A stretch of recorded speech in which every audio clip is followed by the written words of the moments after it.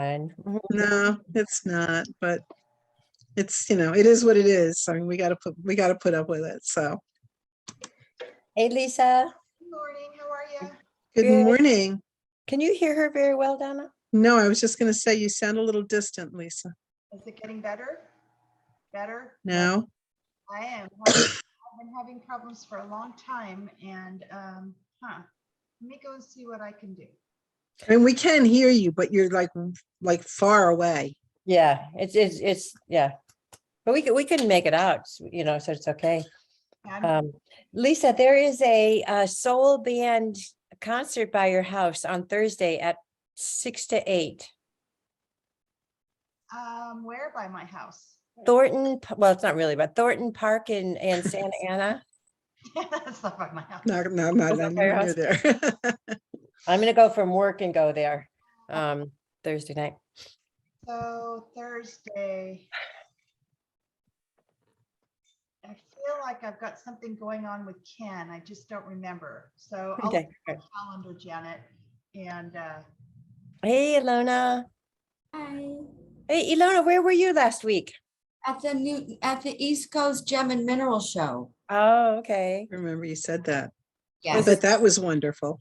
Yeah, that's where I get my inventory for the year. So, and whatever shows up that's necessary for everybody for that coming 12 months. So this year, a grid that assists people in releasing and dissolving any impediments to joy emerged. And not only does it release the impediments to joy, but it propels the creativity necessary for joyous fulfillment. So it's a very powerful grid of stones.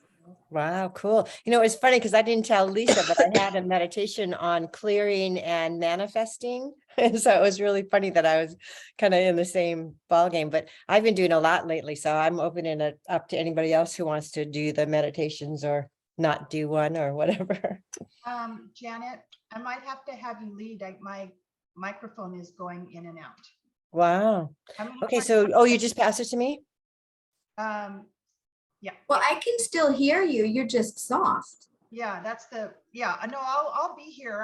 I just you might not be able to hear me, but it's just weird. It's happened on and off now for a little bit.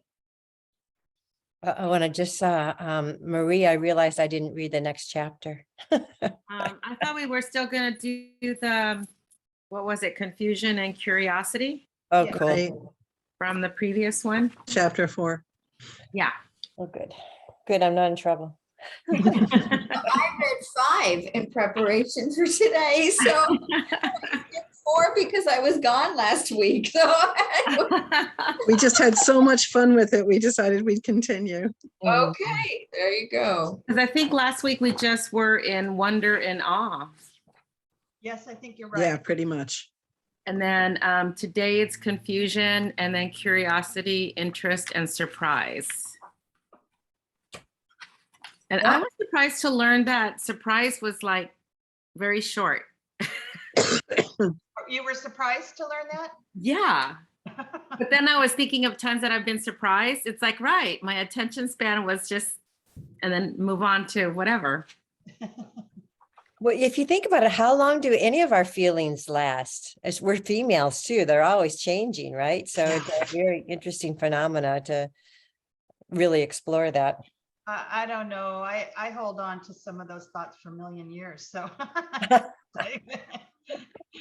let it go, Lisa. Just let it go.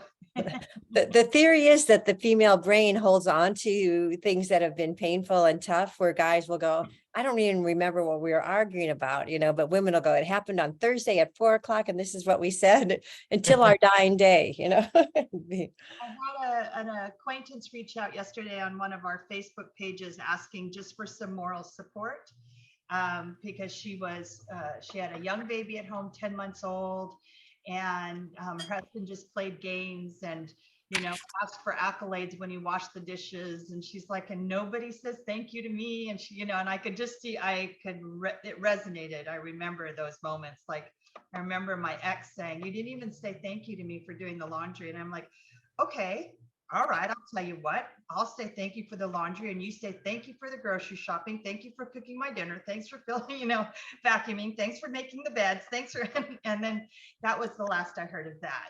But what I loved was how how all the people that responded mostly were women, a great majority who had similar experience and gave her, as best advice as they could. But what I also appreciated was several guys chimed in and talked about, that she really needed to tell them what she needed. And, it's a shame that that's the way it is, but that, the masculine mind is, distracted with other things. And so I really liked that. They really sided with her and said, this is what we could recommend. And I thought it was great. I was really impressed. So I do think we as people and women or whatever, it'd be better if we did speak our truth and let people know what we needed or wanted. We're just hoping they read our minds, right? And wow. And when the that's smoke comes out. yeah, that's what I said to her. I said, look, you need to talk to him, but not right now. You're really angry right now. So take a break. Tomorrow when you're calm, then approach it and say, just say, I need help. And so we'll be interested to see if she is still married after all my advice. I think it's hard to see if we become martyrs and then it's like this energy that we've given, and then we're going to be like Joan of Arc, the martyr. And I know it's something that I try to look at to make sure I don't do that. Yeah. But I think we get sucked in sometimes. It's just so seamless, Yeah. right? Until you get a moment to kind of reflect or go retrospective. And then you're like, oh. Erin's here. Hi. Oh, we got a I'm expecting Monica. Erin, Monica how are you Martinez. Going feeling? to ask if they're joining. Good. Is that a virtual backdrop? It is. I like it nice. though. Thank you. School's first. That's where I go. Yes. Yay. The restaurants do all their banking at US Bank, and my stepdad has his personal accounts there. And I went there to do some banking the other day, and he said, "Yeah, you're the only one that doesn't have an account here." And I said, "Oh, I'm at a credit union, and I'm very happy." So I love it. Yay. Hi, There's Jan. Jan. Hi, Jan. So Marilyn, I don't know, before we get started, is there anything you can share with people? Hmm? Is your news No. something you can share with people today, or is it something you need to? Keep on the down low. stop? Yeah, no social media, because she had to call and tell Idell on Facebook first, and tell Sita. But and yeah, Sarah got engaged. Yay. Yeah. So that's all very sweet, and they're very happy. And yeah, we didn't actually see them until yesterday because it was like ships passing in the night. So yeah, so they're very excited, and it's very nice. Marilyn, did you know it was going to happen? They went away for a few days. We had a hunch. She was hoping, but right before they left, he came upstairs and he showed us the ring and he asked for our blessing. Oh, Oh, sweet. That was really sweet. Really, really sweet. Yeah. it was the So they're kind of walking on cloud nine. They're going about their business, but they're just like floating, it's really cute. It's really, really cute. Yeah. and the ring was very, very beautiful. Yeah, it's really gorgeous. Really gorgeous. Yeah. Wow. Did she have a say in it, or he did that all by himself? Somewhere in the middle. A lot of her friends would do it with their partner, but she just kind of left some hints around and talked about styles and told her friends who told him, and it was what she wanted except bigger. And she was like, she was so cute though, because she said he proposed. They went up to the mountains and it was very romantic, and he proposed. And she said she was really afraid to go to sleep because what if it was a dream and she wakes up and there was no ring? And then she thought that wouldn't be the big problem. The big problem was she'd be mad at him for the rest of the trip. God, we live in our imaginations. Huh? And yeah. And she said she woke up like 3 times to see if it was still there. Oh, Aw. sweet. It's very cute, Sorry, So Lindsay. they're gonna take a month to relax. She's officiating a wedding next week. And they said, but after a month, they'll start planning. So, yeah. You think it'll be a big event or? Like medium, small, like 100 maybe, or probably more. He has a big family, so we don't know yet. She doesn't want it to be huge, but it'll still probably be over 100. Yeah, Mm. yay, very exciting. Too many to fit in our backyard. Oh, good. My brother got married. in our backyard. Oh, I love it. Hey, not too many for my backyard. That's right. We could do it. Yeah, but if we do it there, that's right. Everyone would have to fly out. It would be a destination wedding Yeah. in the old country. How about your backyard, Sita? Well, what I was thinking is that, well, she can have anything she wants. I mean, a big giant one, a little tiny one, but a reception at my folks' hacienda, which is where my brother lives now, and it's just incredibly gorgeous. And Marilyn and I have already been talking about it. I'd like to have For months. we've been planning it for months to have a wedding, just an announcement. Oh, that's what it's called. An An engagement party. Yeah. announcement party. But since last night, I've been just wild thinking, well, wait a minute. She could have the whole ceremony there if she wanted. I mean, if she wanted a real hubba dubba, authentic hacienda setting, this would be it. And it would be totally free. And she could have up to like 400 people, okay? Oh my gosh. Oh Yeah. my God. So- Idel, how much do you want to bake, Idel? Okay, go ahead. I was even thinking about her too. I said, well, if this became a reality, and maybe she just wants to have a nice little small intimate wedding and then have a ginormous reception. And I said, oh my goodness, we'll have to get Idel out here for at least a whole week.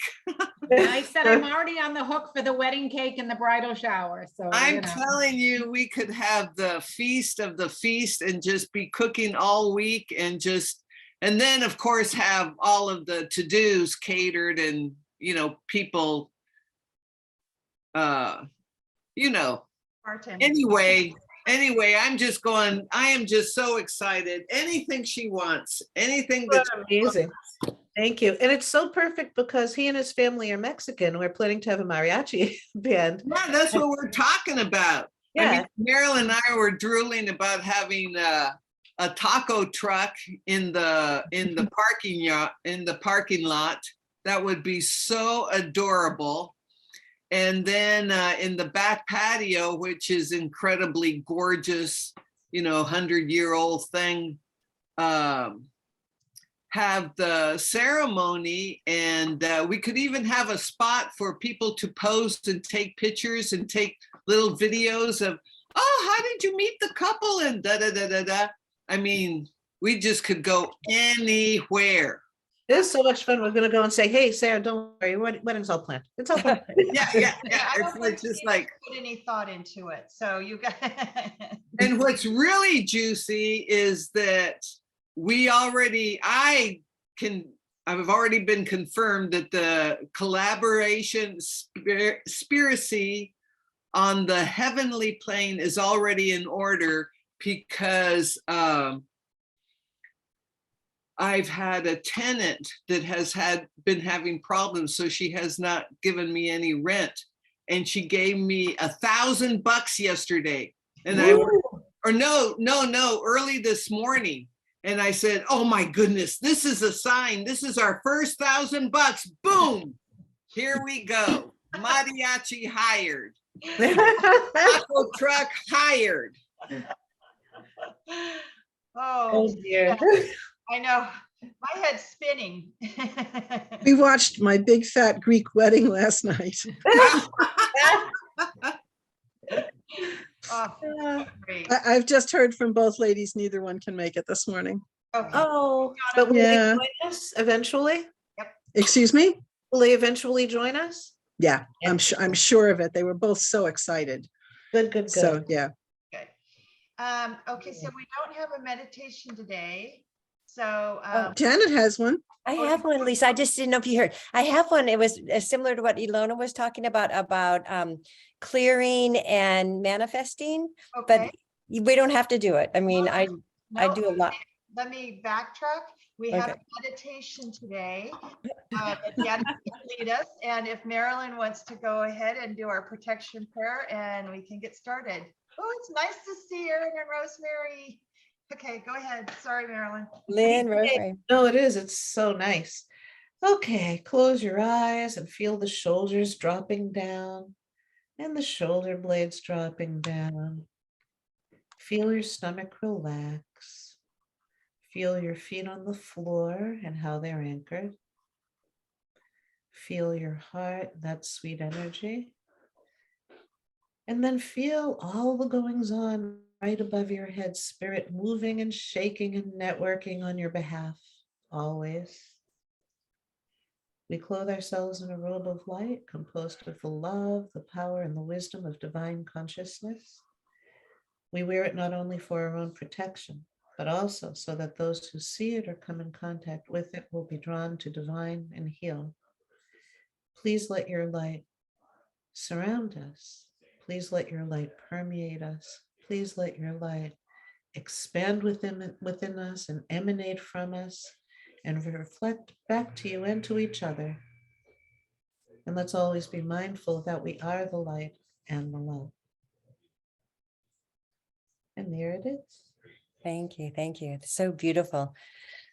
All right, staying with that wonderful energy, let's imagine ourselves lying on a hammock between two beautiful, strong trees and really start to feel the comfort of whatever it is, if it's canvas or nylon or whatever you'd like to imagine for your hammock, that these two trees are holding you up as you just lie there in the breeze, feeling relaxed, knowing that you are enough, knowing that everything that is happening is for a purpose.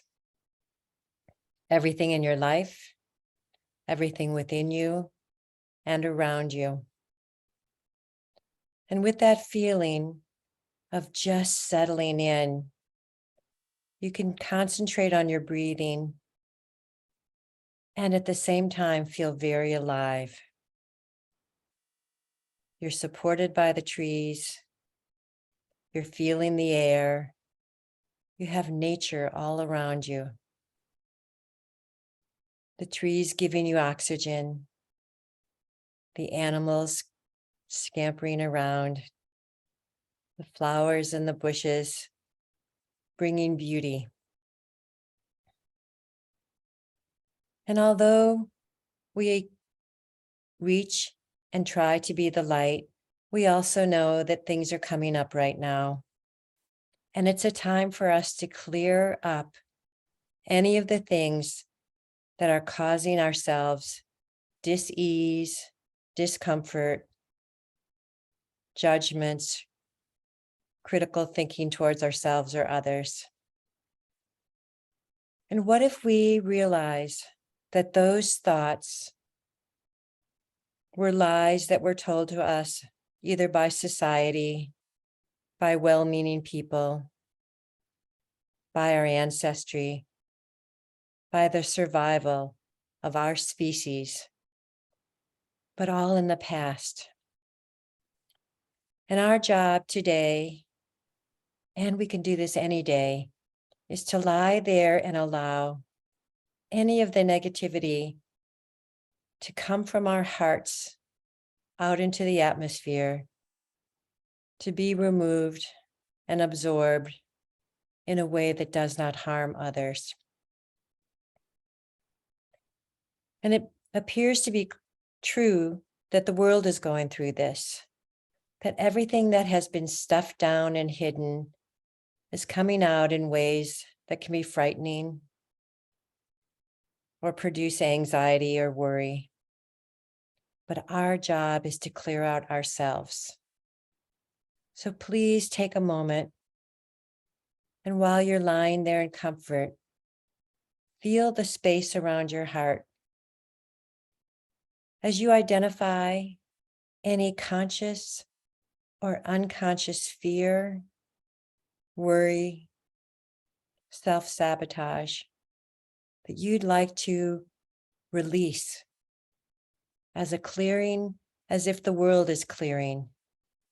And our job is to start with ourselves.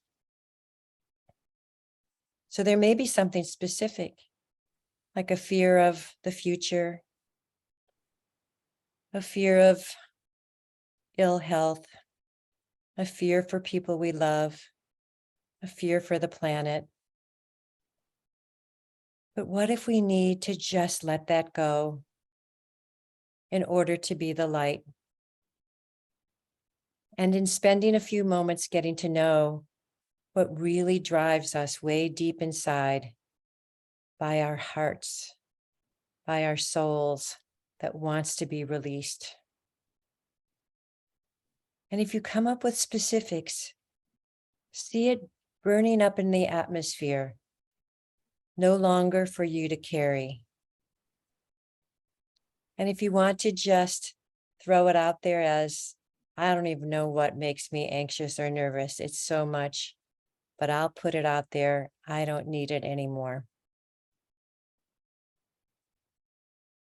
And little by little, you can feel yourself feeling more free, almost like your soul is dancing way inside of you, beyond the culture, beyond the programming, beyond misinformation that we absorb. And really allow yourself to let these things go. And it can be a practice that you do every day, because it can be our way to heal ourselves and heal the planet. And as you feel more free, you might be able to start thinking about what you would like to bring into your life. What are you here to manifest? What are you here just to be as a presence in this world? And if God resides within all of us and around us, you are the source. We are the source. We are the source of love. We are the source of light. We are the source of abundance. We are the source of love, the source of fun. And the way you can know this is by looking around. So many of us have our pets that just unconditionally love, always want to play, enjoy each moment. They are our teachers. And our teachers are all around us in nature, in the people we meet, in the wonderful women on this call, and in our soul where we know the truth, where we know that abundance does not have to be millions of dollars, but it can be in a life force that produces money, but it also produces enjoyment and freedom, and whatever money symbolizes to you. Abundance can be the loving eyes and hearts of the people around you, and our pets and our animals. Abundance can be all the beauty that nature gives us and all the opportunities of each moment to take it in, to feel it. We are the source. If that becomes our motto for the week, that means we are here to create, to evolve, to assist, to be a part of, and we signed up for this. And relaxing into that state of being, of knowing that we have the source within us and around us. We can face and be a part of this next week with our wonderful STAR acronym of surrender, trust, allow, and receive. Perhaps smiling as we think of Sita getting the $1,000 and realizing that any of us can get gifts from places we don't even know those gifts are coming. As long as we keep it going in generosity and in love and in light. Bringing us back to that very soft, free hammock in the wind between those two sturdy trees that may symbolize our ancestors, our spiritual guides, and all the forces that are here to protect and support us. And then smiling at the idea that all of us are here to connect, to support, and be with one another. And back to our breath, that breath of life, that breath that symbolizes pure love. And there really isn't anything we need to do, but just to be. Breathing that in, connecting to yourself. And when you're ready, coming back to opening your eyes and being here on the call.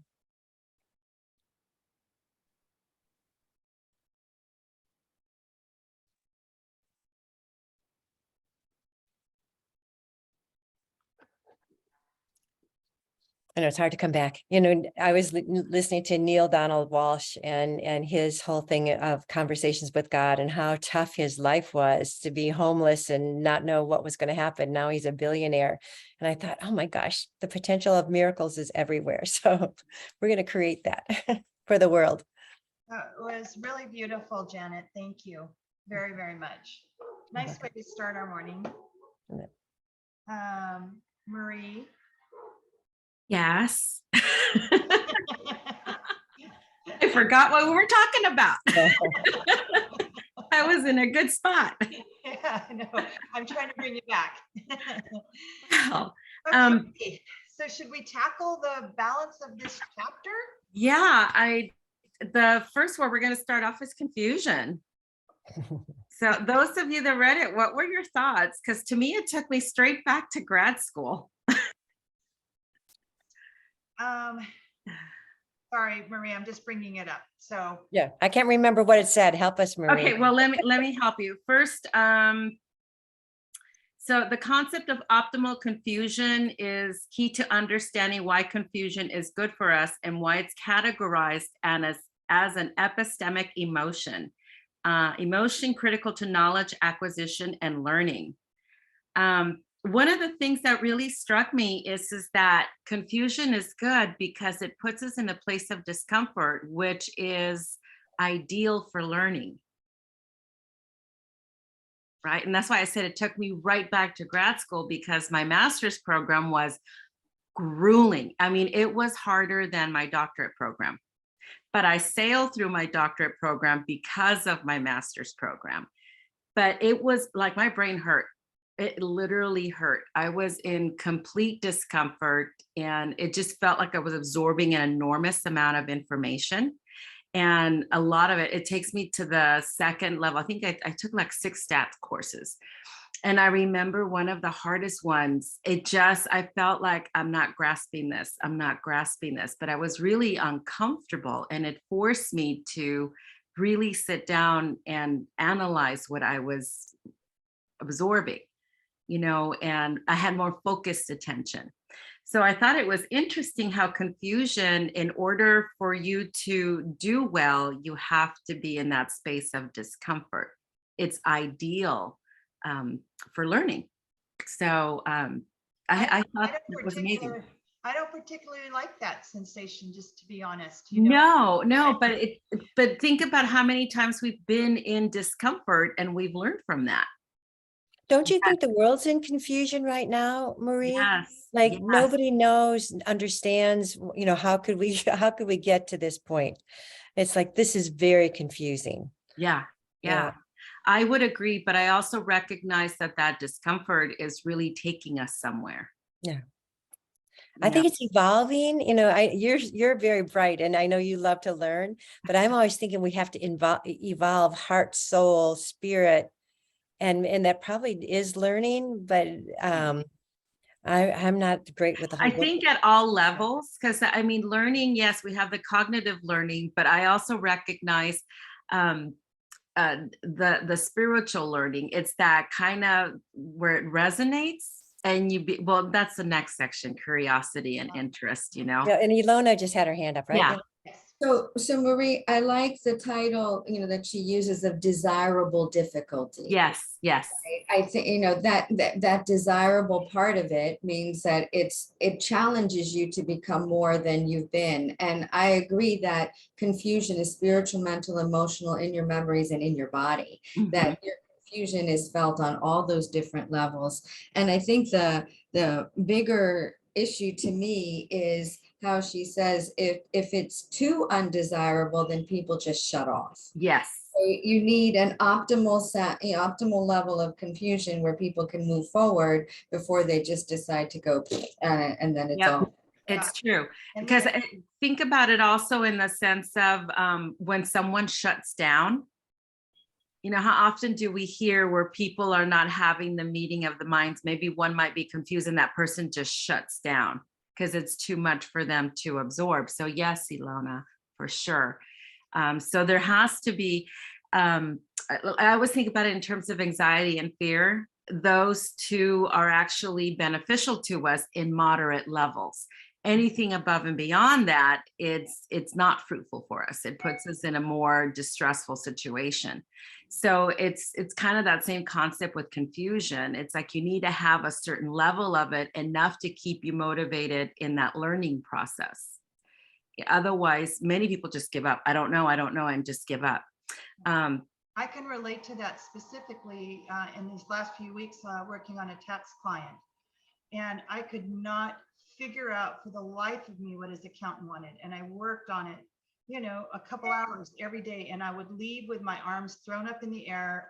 My brain hurt. I was absolutely beside myself. I'd lay there in bed going, what am I doing wrong? And it took me about a week, but the anxiety that kept building every single day because I hadn't conquered it was, that was not fun. That was an icky week last week, to be honest. But yeah. But you overcame it. You stuck it out. You overcame it, and you were triumphant. Yeah, eventually, yes, Ilona, I definitely was. Kind of had to be. There wasn't a choice for the outcome, but the feeling in the midst of it was so overwhelming to me that I was stuck in this fog of God. I can't figure it out. I don't know what to do. My brain hurts. But I did step away from it every night and just say, okay, let's go back tomorrow and try again. But outcome is I learned something that I didn't know before. So that was helpful. So it was conducive to your learning. Yes, it was. Yes. You want to say something? Sita, did you want to say? I have a memory that is really strong, and it's when I was going into Rolfing School, which is a structural alignment. I had already learned massage and I had been doing that for a couple of years and decided, okay, I could take the next step. But when I got to the class, the terminology alone was so confusing. And I looked around and like, what, is everybody automatically an engineer? I'm like one of the oldest people, and these kids seem to be like professional students. And I'm sitting there like, okay, nobody seems to be confused like I am. What in the world are they talking about? I could not even begin. And I started getting so worried I started thinking, okay, I have to drop out. There's just no way I'm going to be able to understand what they are talking about. It's like they're talking Chinese.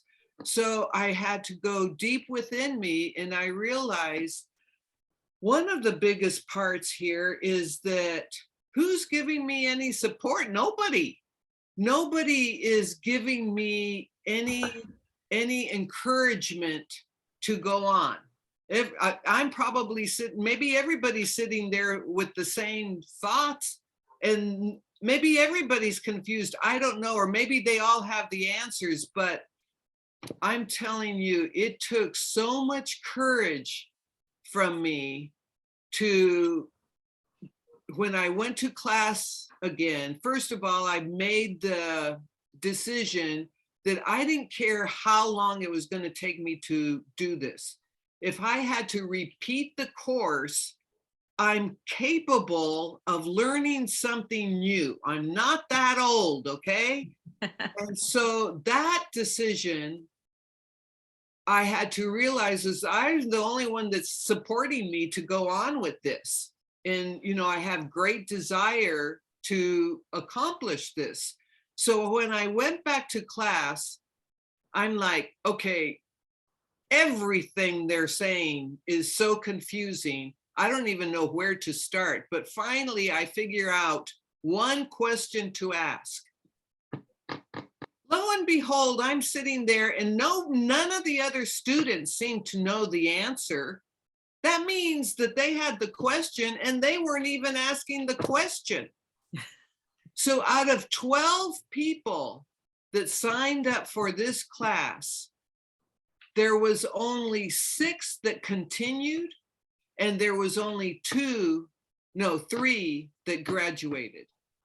That's how confusing and lack of support there was, and how much determination I had to cut through that confusion and make a decision to ask for help. And so what if I feel stupid? I want to do this. That was just my strongest emotion, is the desire to do it, to go beyond the fear of the confusion. Yeah. See, Ted, that's what we call growth mindset. Yes. You definitely put that to work. Yes. Nobody was going to help me. Yeah. Yeah. And- I call it determination, which I love. I Yes. love to see determination like that. Yeah. Yeah. But I don't know if we talked about growth mindset, but that's the thing about the growth mindset is that the person decides it doesn't matter how long it takes me, or even if I bomb it, I will go back and take it again until I finally get this right. And that is the growth mindset. Someone with the fixed mindset would just give up, walk away. Which, by the way, people that have been told all along that they had high IQs and very, very smart are usually the ones with the fixed mindset. So despite their intelligence, because they've been told this is what you are, and if it doesn't meet that criteria that they've been told, they give up. Versus the regular person out in the world tends to go, oh, I didn't get it right, I'm gonna try again. And just, we have lots of examples out in the world of people that are regular people, just like us, that may not have those super high IQs, but end up being geniuses because they never gave up. They just kept working at it. Well, that'd be me. Yay. Wonderful. So anyway, so confusion was very interesting to me. So the one concept I knew is that if I was comfortable, you're not really growing, you're not expanding because you're nice and comfortable, right? So that kind of made sense to me, that yes, we have to be in the space of discomfort to continue to grow as a person. And it's interesting because I really need this right now, because I've been in a lot of discomfort and I'm just like, I just want to go back to my little corner and just be fine. But life is going, no, you have to keep going. So it's interesting. I was thinking about Pastor Rick Warner. One of the things he used to tell me when he'd show up at our class, he would always say that we weren't meant to be comfortable. Right. And that phrase would always drive me nuts because I'm like, I like to be comfortable. I like everything in my environment to be just right because I like being comfortable. And he would often say, honey, we're not here for that. We have to be uncomfortable. You know, it's Marie, there are people who are very much motivated by comfort and those that are motivated by, let's stir things up a bit. Yeah. And when you have like that comes more second, first to me is, I don't mind, let's stir it up. I don't think of comfort. But when I was married and we did a vision board, I had both sides covered of all the visions I wanted, but my husband had a big screen TV and a big leather chair, and that's what he wanted. And I saw it in a picture form. We are not going to make it. Isn't that true? I think that's what happened to me. I had all of these things I wanted and the TV and the couch. Oh, Elena. You know what I think is interesting, Marie, about, taking all the continuing ed classes for licensure, you're always exposing yourself to Mhm. the latest research, to the latest concepts, to the newest things. And sometimes it does get confusing, but to me, it's really quite fascinating to go through all of that. And I'm always interested in what's going to be presented, even if it's confusing with what's happened in the past, or where medication, psychopharmacology is constantly confusing. It's just always shifting and changing. But it also, that desire of difficulty makes it really worth it. Yeah, I agree with you. I think especially when I encounter it with clients, if they come with something that I've really never heard of, that becomes my challenge because I'm a bit confused, and because I have one understanding and then now I'm presented with something else, that actually encourages me to go and learn more. And so as a result, I gain more understanding. And that's, as clinicians, how we expand when these cases come to us that we're like, oh, I've not seen this before, or not in this way. Then that pushes us out of the box to go out and explore. So yes, I do agree with you in that sense. So any more feedback on the confusion piece? Okay. Sita. Not on the confusion, but on the discomfort, because I've thought about this concept. I imagine we all have. And I really feel uncomfortable with the idea that we should feel uncomfortable to get through it and get to the next phase.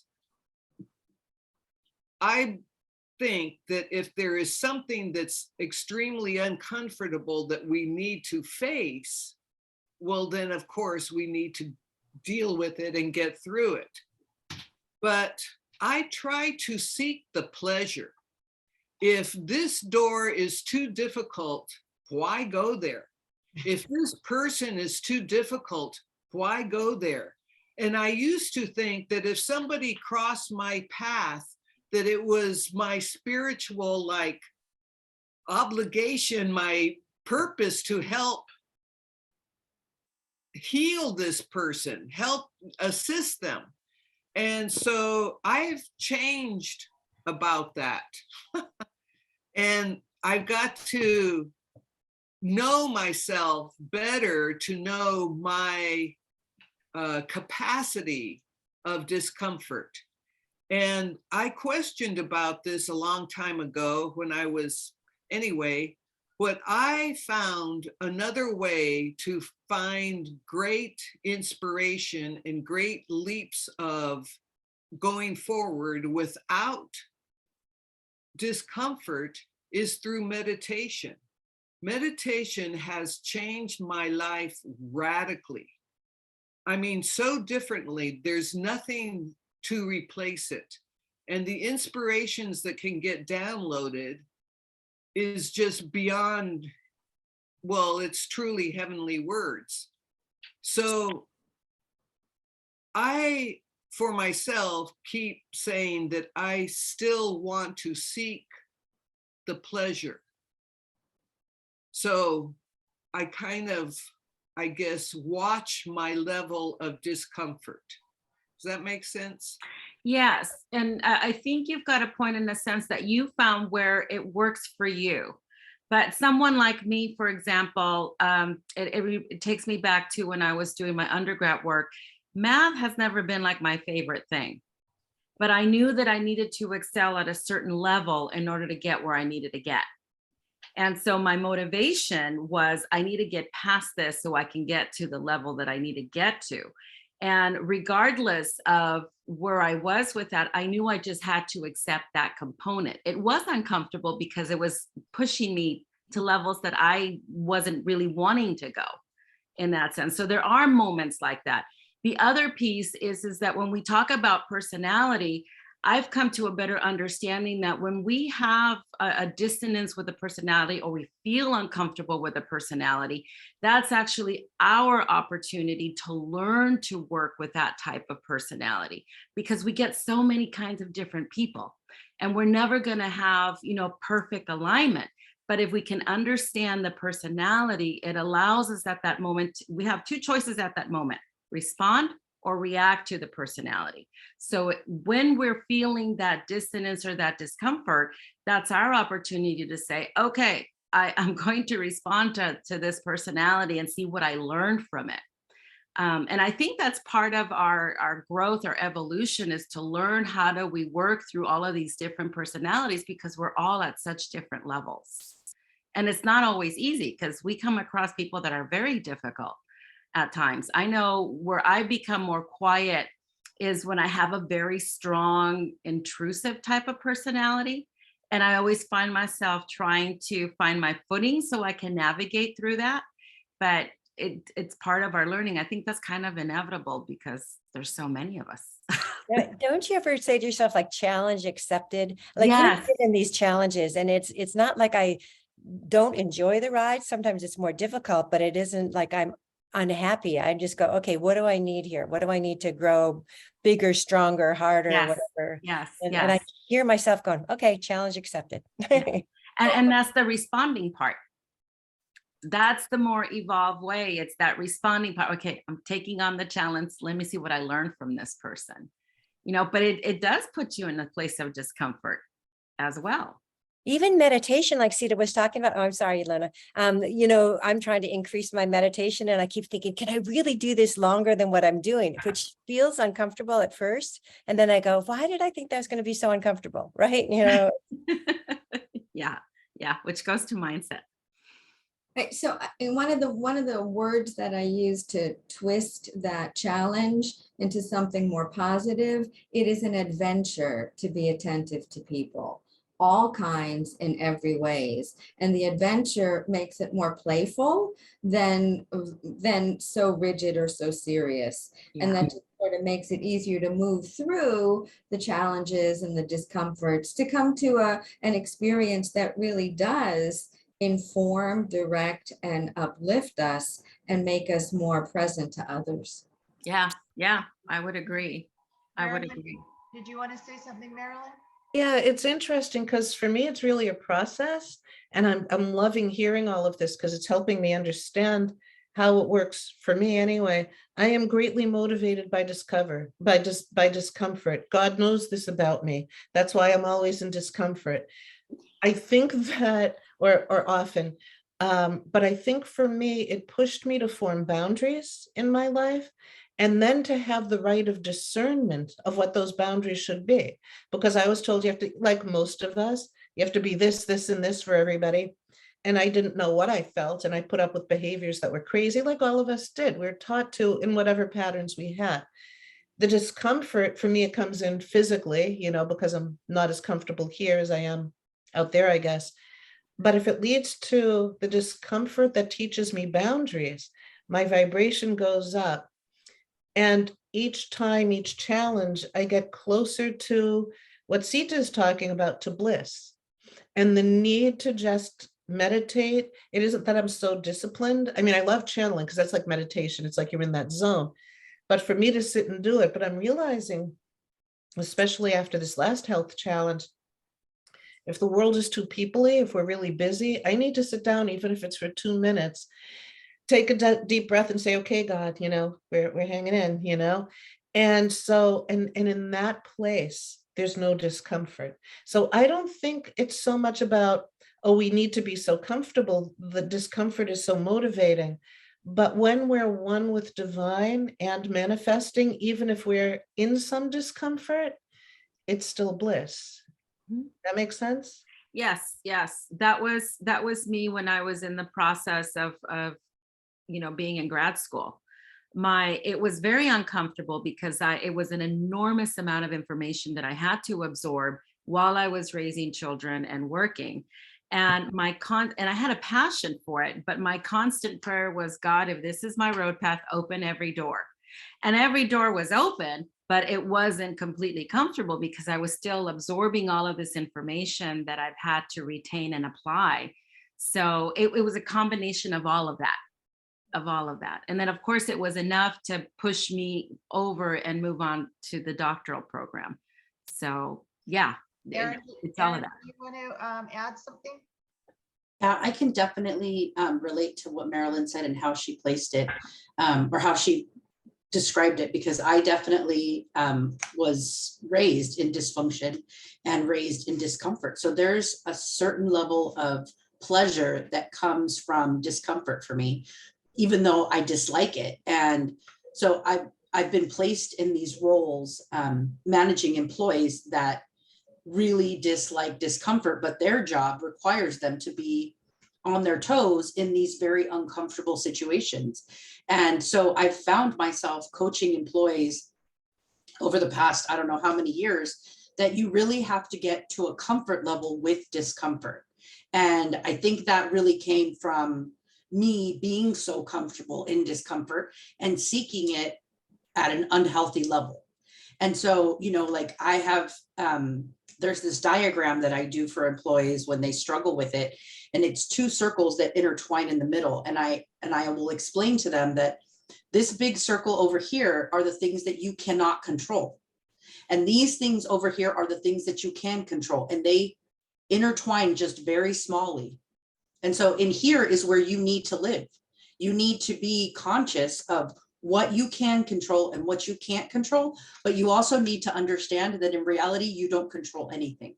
You only control yourself.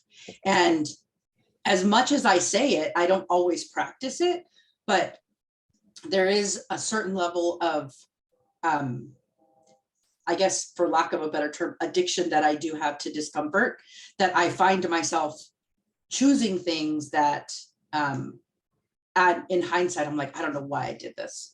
And then I'm like, oh, I know why I did it, because it was going to totally throw me out of my comfort zone. Yeah. I'd like to know what we can control, Erin. I would love to know what that would be. Yourself. That's it. Yeah, but We can choose how we love. We can choose how we love and how we move through the world. We have that. That's up to us. Nobody else can do that. Even God can't tell us how to do that. That's what God's looking to us to show how we do it. Yeah. Wow. Well, if you think about it in our recent history, think about how much we've had to learn about what we perceive to have control over. Because really the two main things is what we think, and then how we respond or react to what we're thinking. Those are the two main areas that we have control. And what we've experienced in these last few years, that concept, that construct that we had, that we believe we had control over many things, unraveled before us. That's why we had so many people in that discomfort, because that reality crumbled. And some found their way. We were, okay, this is uncomfortable, and let's figure out. Think about how we came together. We found a way to be comfortable in that space of discomfort. And it was finding others that had that same commonality of, let's rise above this. That's how we ended up coming together. Which was a choice to love. Not Yeah. choice to love. Absolutely. How does that look? What does that look like? Yeah. Are you ladies noticing how each one of us are basically saying the same thing, but we have our own language to express it? Yes. And it's so important to recognize that it's all essentially the same thing, but we're all conveying it differently, because each one of us is conveying it in such a way that it might help someone else resonate with it. So that's the beauty of having this collective intelligence, and spiritual development, because in the way we communicate it, someone else will resonate where somebody else like, this is so redundant, right? So, but that's how powerful it is that each one of us has our own way of conveying things so that others can relate and understand. And that's what we need in this world, because you have so many that get in that tunnel vision, and all you need is someone else that can resonate with that person to help them see the bigger picture. Which to me, Marie, is the perfect segue into curiosity. Yes. Okay.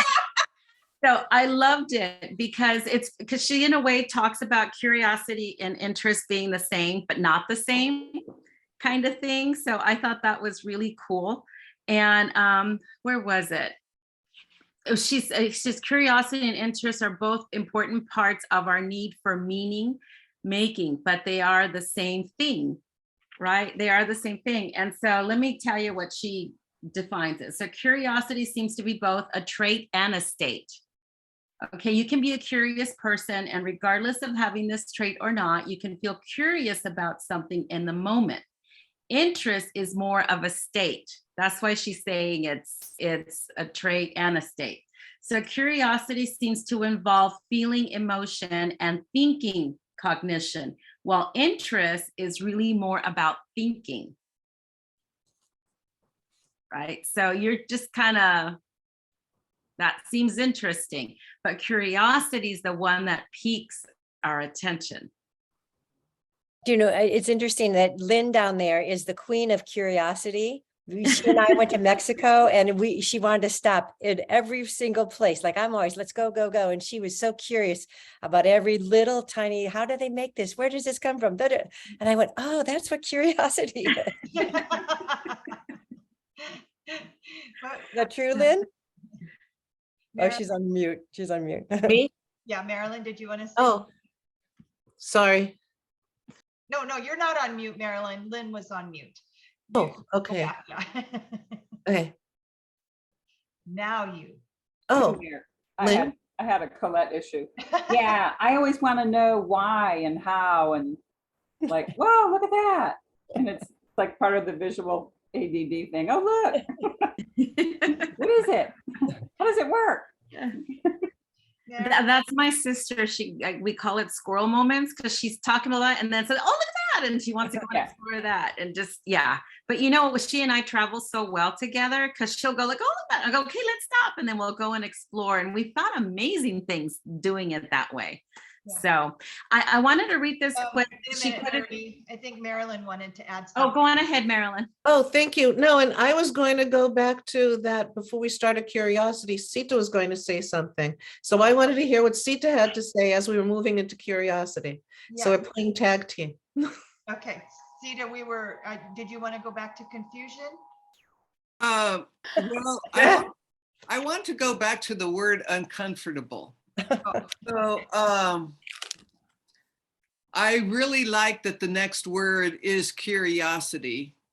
And I like your word, I use it often, adventure. And I like that you're bringing us back to the point of love, Leona, because I've been studying, okay, I'll just say it. As you probably all know by now, I've been studying Dr. Marshall Rosenberg's nonviolent communication for a good solid 20 years now. And so he says that we are pushed by our feelings and our needs, and the needs and feelings go hand in hand. Okay, so to recognize what we're feeling is a really big deal. And then he also says in our everyday language, we can be violent to ourselves and to another person without ever thinking about it. So little by little, I have taken into his philosophy and have tried to drop certain words out of my vocabulary, like liar, manipulator, any kind of labeling, narcissistic, even ego.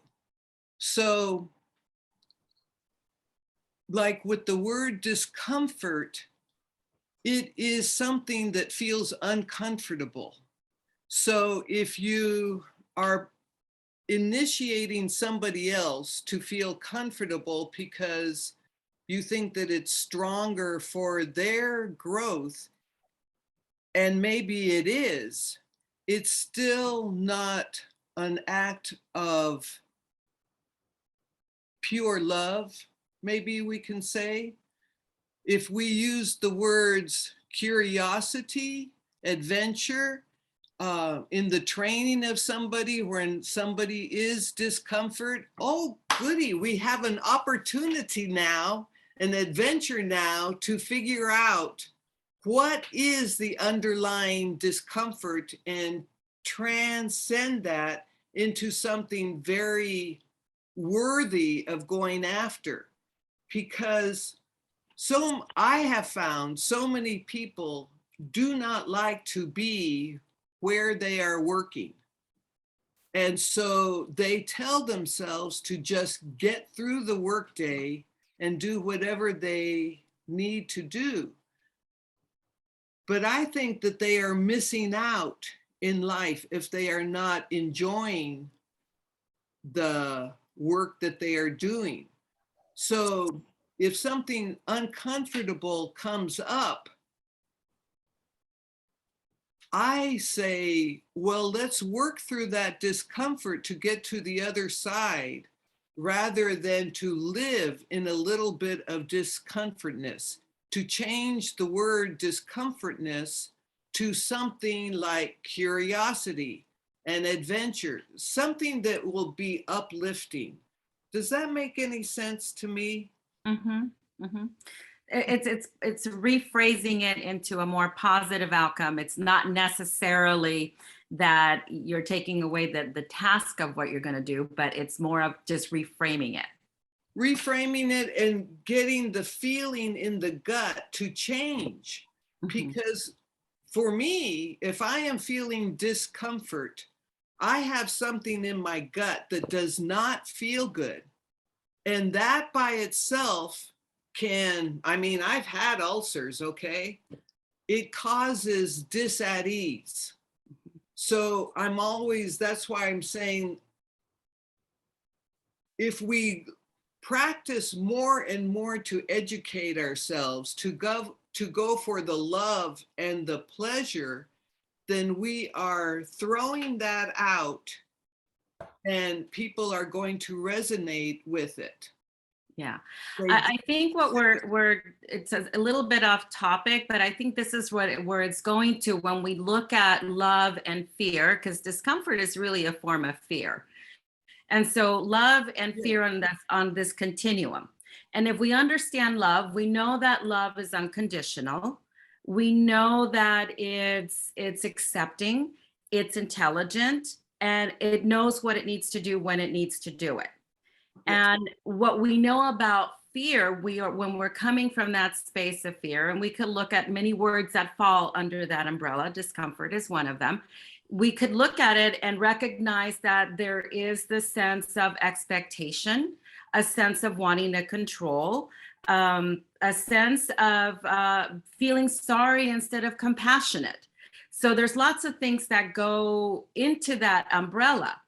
But in order to get to that space, I think that the person needs to be a little more awakened to understand the differences. Because I mean, if we look out in the media, songs, they talk about love hurts.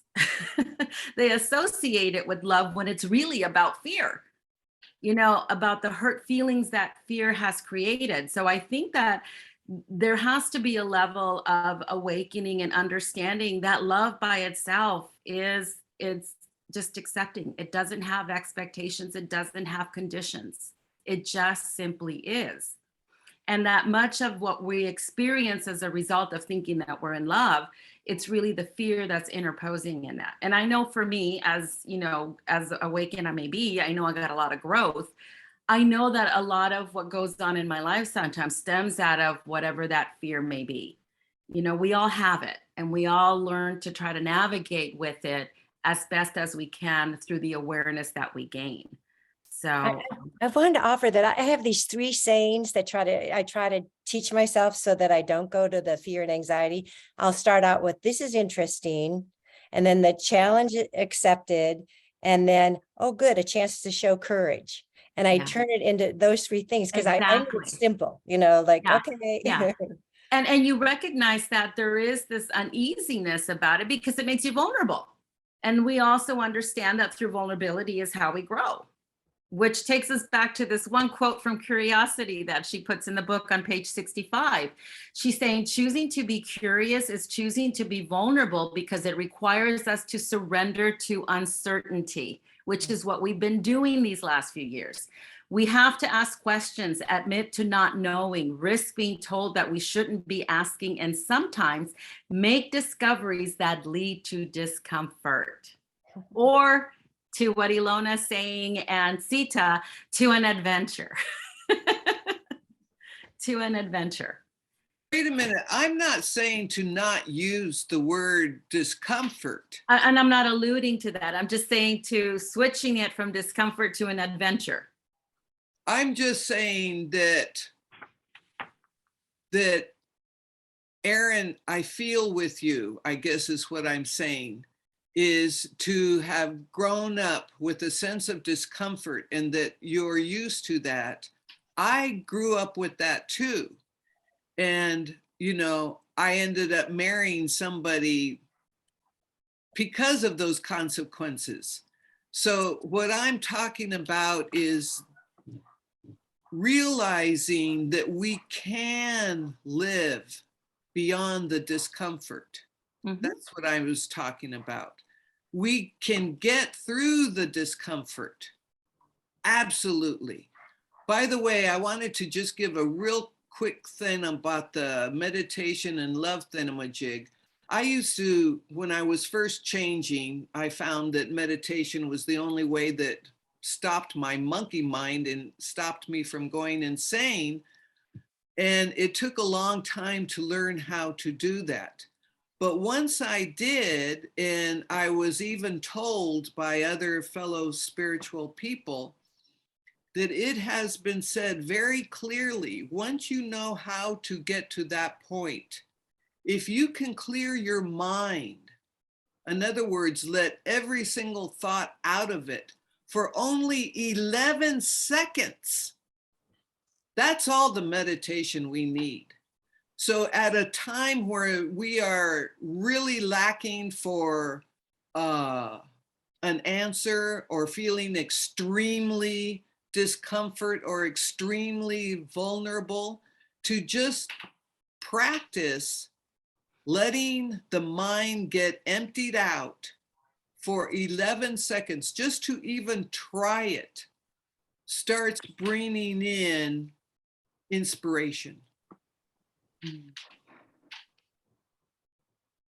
All right. So thank you, Sita. Marilyn wants to talk. Oh, And it's really, really quick. There's a nice saying that praying is talking to God and meditating is listening. And I found that really helped me in terms of, so when you're listening, the mind stops because so it's just a little. yeah. I say that meditation is allowing God to come into the seat of the soul and be in communication with you. And prayer is you dialing up and saying, hey, I got some stuff to say. Yep.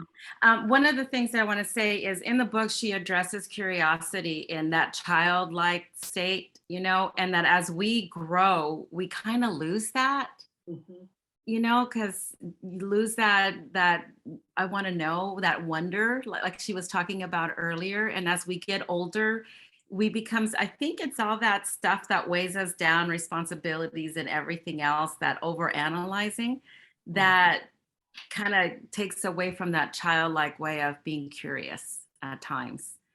I think that I'm still curious. I just don't think I have time to pursue it. Like There you go. in the middle of the day, and I'm like, oh, that'd be so cool to learn about that. Oh, I don't have time now, but I'll learn about it another day. And I think that's what she means by that childlike state, because when you're a child, you're curious, you just go for it. Yeah. Mhm. And as adults, we just go, oh, but I've got all of these things and I don't have the time and that kind of stuff. Yeah. Alona, did you want to say something? But we never, that we may not pay attention or not have room for childlike wonder, but it is always a part of us and it can always be tapped into, no matter what, no matter when. It can always find a way to be revived. Yeah, yeah, absolutely. I would say even in my own spiritual development, I do believe that it was that curiosity, that childlike curiosity that just motivated me to keep exploring and having fun. And I'm always in awe, especially with this group. We always bump into things that it's posed in a different way and it makes me even more curious and more in awe. All right. Marie, Well, do you want to wrap up surprise? well, I have to get going. So if you guys can pick up surprise, you're welcome to. I have to get to my physical therapy. So I know for next week we'll do chapter 5, but Okay. this has been a very insightful chapter for us. You know, I've enjoyed it quite a bit. And our discussion today was great because look at all of us we all carry the same view, we just speak it differently. And I love that. I love that we're able to do that and have fun with it. So have a great week, ladies. Sorry Thank you, I can't- Marie. Bye. Thanks, Marie. Thank you. I don't really have anything to add a surprise.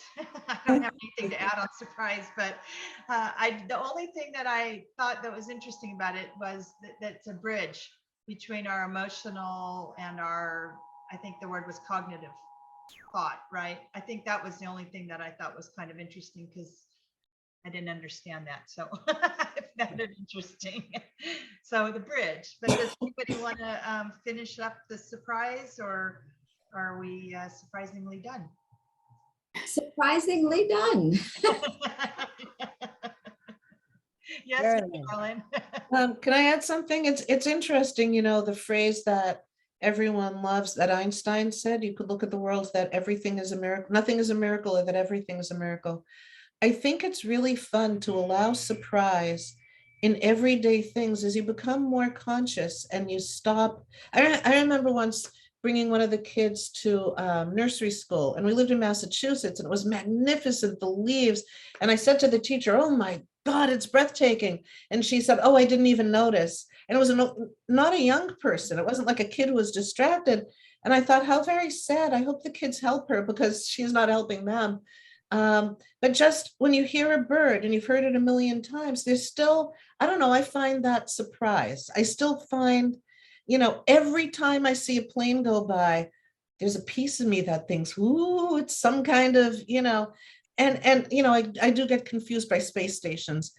And I'm not looking for aliens. I'm not looking to, but it just feels like part of it is your consciousness and attitude with what's there all the time. So it isn't, oh, surprise, we got you a present, just surprise, we're coming to visit. Sometimes it's just, man, it's surprising just how joyful I feel in this moment. And I'm happy to be with you, even though I see you all the time. Or this flower, oh my God, like that kind of thing. And I think if we're open to that, it just raises the vibe and it brings that joy. It eases discomfort. There it is. Yeah, I think Yeah, that was nice. That was a nice bow. What- Right. I think there's miracles all around. Like, look, at Sita got the $1,000 today.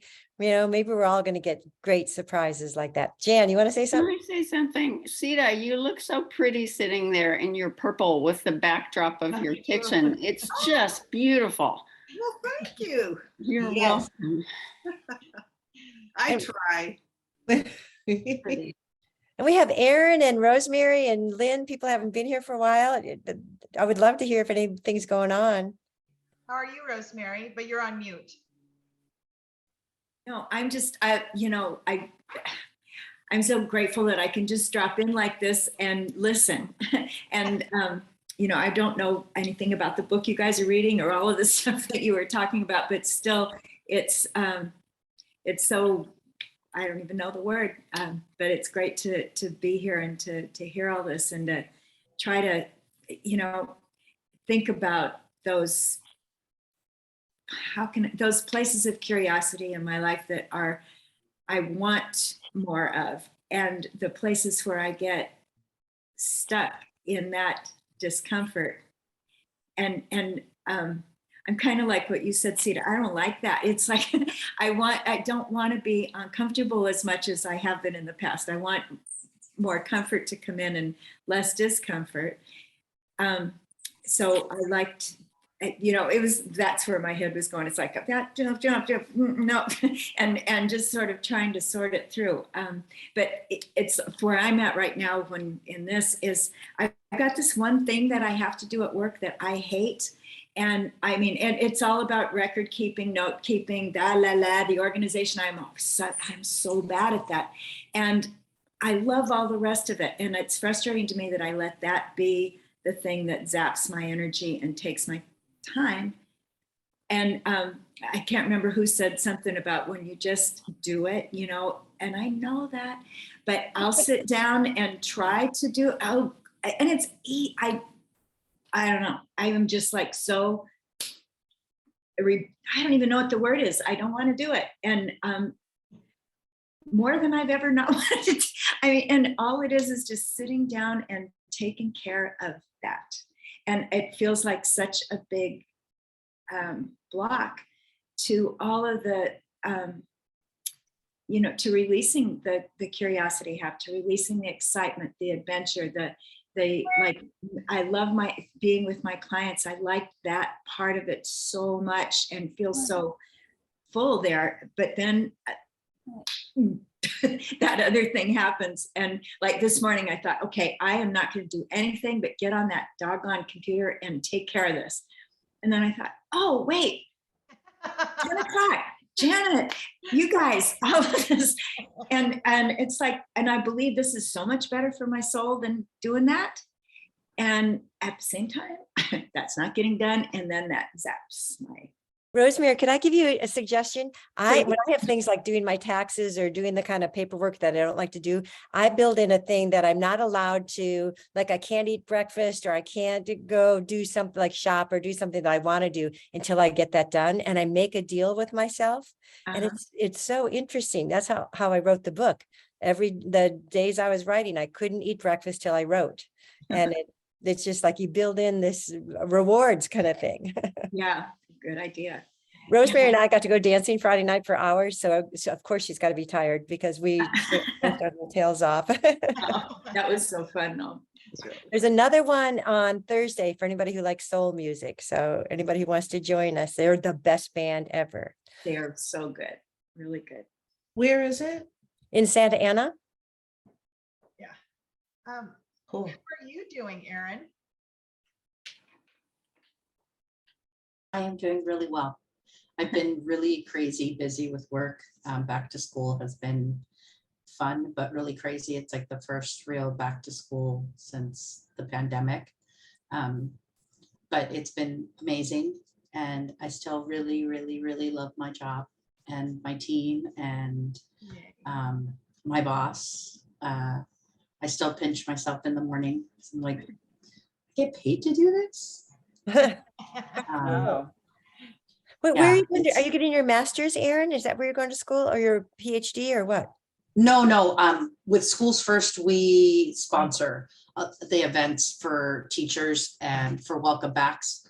So I've been visiting a lot of schools and interacting with a lot of teachers and leadership. And it's just been really nice to be able to give back to them because they do so much for the community. So well, we've missed you. It's nice to have you. Yeah. I miss you guys too.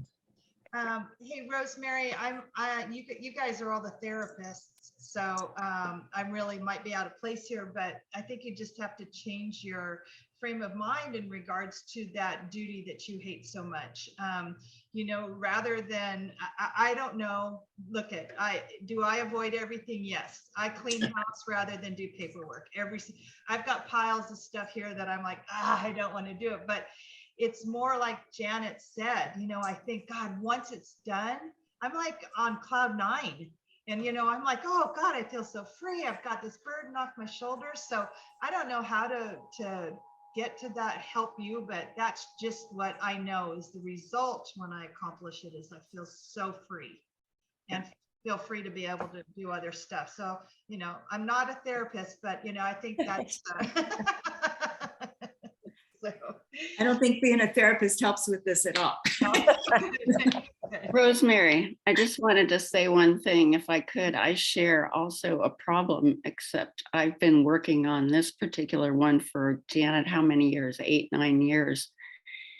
Every day of all of those years. And I've tried everything to buffalo my way through to getting this done or approaching it or even starting it or organizing it in my head, but I've made some progress recently, and it's more of a piece of letting go of other things so that this can take up a space that it needs to take up. And I can make it more of a priority without hating every second of it. And we'll see how I go, but I just wanted to throw that in there. It's not a real solution. It's just a way of looking at it, because the buffalo thing didn't work for me. Buffalo thing? Like plowing my way into it or setting. I mean, I love Janet. You're so goal oriented and you set things up and you set, do that. And I can't do that. So I've had to do it from a sideways position. So anyway. Thank you. Best wishes. Thank you. I know. And Lynn, how are you doing? I'm doing great. I'm having trouble hearing.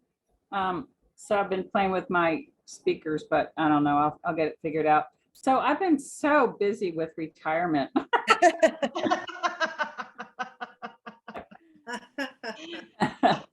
So I don't know. I'm going to have to get a job because I'm like, maybe I won't be so. I was thinking about that today. It's like, how did I get everything done when I was working? Now I can't get anything done and I'm not working. It's like, it's strange.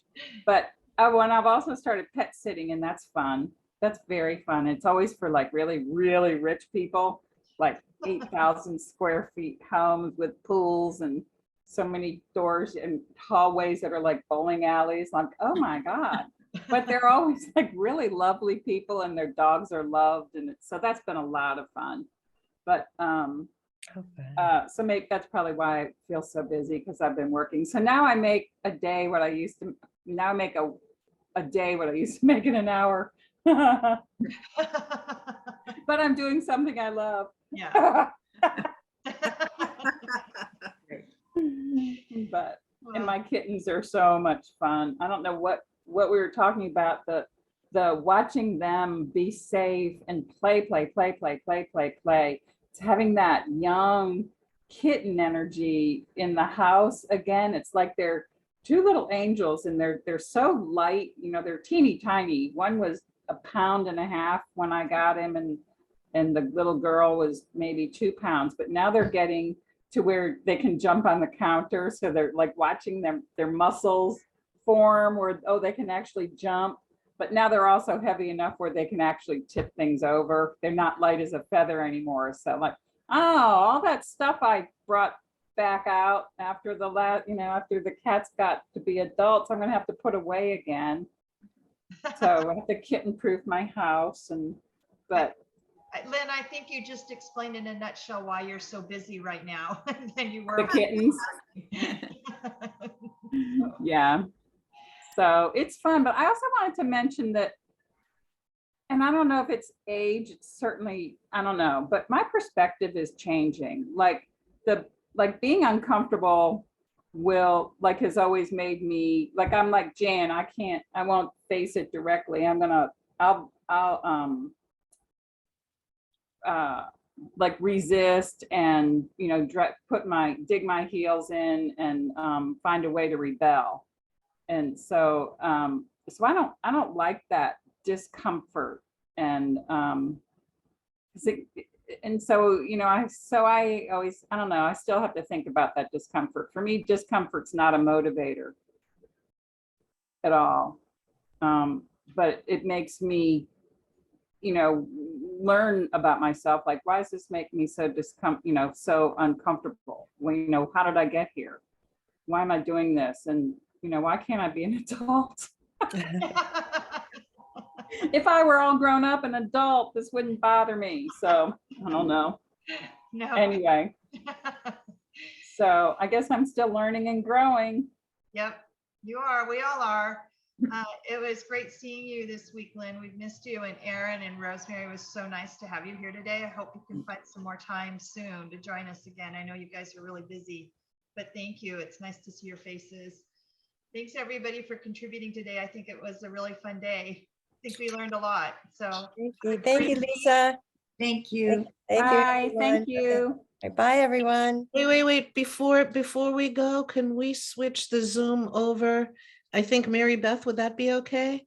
And Sita and Donna stay on so we could talk about podcast stuff. Does that work for you guys? sure, Is I'll that a take care of possibility? it. I'll take care of it as soon as everybody exits. Okay, cool. Except for the Thank you. people. Okay.